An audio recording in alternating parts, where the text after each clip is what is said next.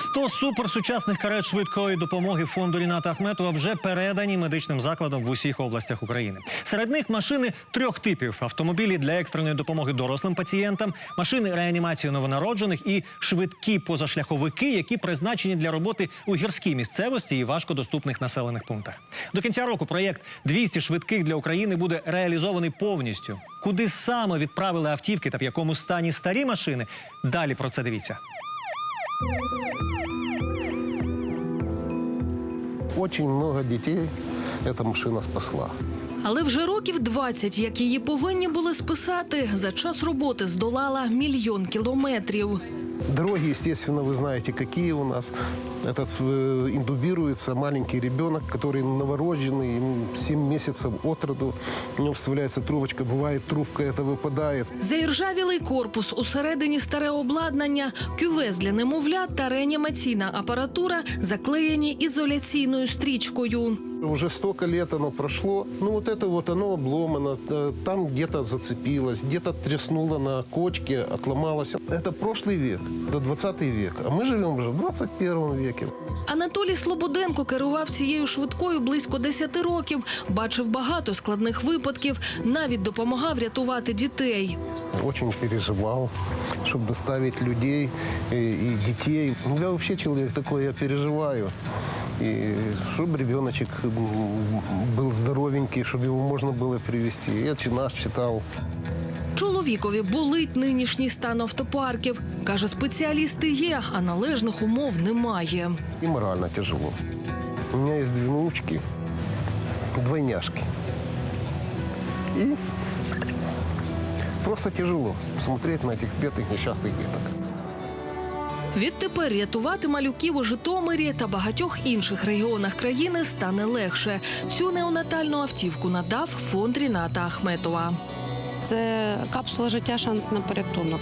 Я безмежно вдячна цій ініціативі, зокрема президенту України Володимиру Олександровичу Зеленському, за те, що ідея ця гарна, яку реалізував фонд Ахметова, і це дуже гарна співпраця між державою і бізнесом, яка в кінцевому результаті приносить спасіння і збереження життя і здоров'я людей. Перед тим, як почати працювати на цій швидкій, її ретельно оглядає бригада медиків.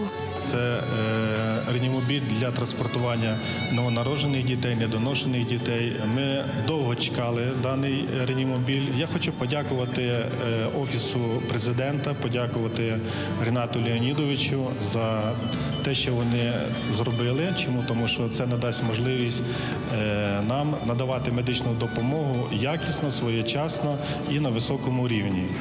Доправити маленького пацієнта у стабільному стані. Саме від цього залежить подальше лікування. У відділенні реанімації Житомирської дитячої лікарні зараз більше 10 немовлят. Усіх транспортувала швидка. Кожна область, і наша в тому числі, виходила із своїх ресурсів, із своїх можливостей. Як кажуть у нас на Україні, кожен кльопав, що міг. За статистикою, в Україні щорічно народжується понад 20 тисяч недоношених дітей. І всіх їх треба вести до обласних центрів, а іноді навіть до столиці. Але як це зробити, якщо автівка розвалюється на очах? Може виникнути пневмонія, може наступити порушення серцевої діяльності на цьому фоні, порушиться мікроциркуляція на цьому фоні, може виникнути гіпоксія, яка призводить до враження центральної нервової системи.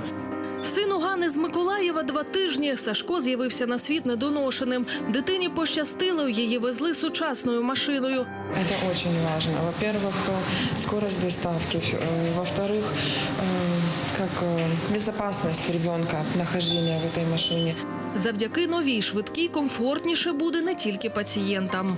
Все оборудование – это мировые бренды, это современное обладнание. Да, это мечта любого отделения, которое занимается новорожденными детьми. Транспортировать, я думаю, что ребенку в таком инкубаторе будет приятно. Спасибо фонду Рината Леонидовича, который понимает проблемы нашей медицины и делает нам такие подарки. Проєкт «200 швидких для України» реалізується вперше за ініціативи президента Володимира Зеленського та особистим рішенням Ріната Ахметова. Проект «200 скорых для Украины» перешагнул свой экватор. И на сегодня медикам передано 100 суперсовременных автомобилей 3 типов.